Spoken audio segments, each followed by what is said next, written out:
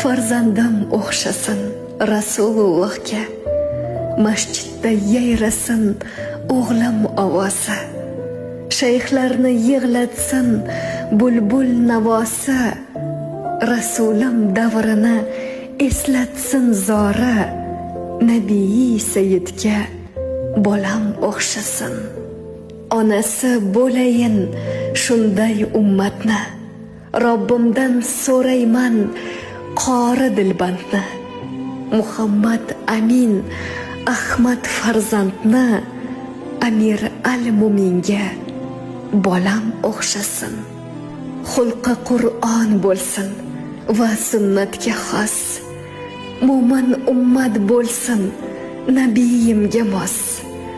Hayotda orzuyam birgina xolos, farzandim o'xshasin Rasulullohga.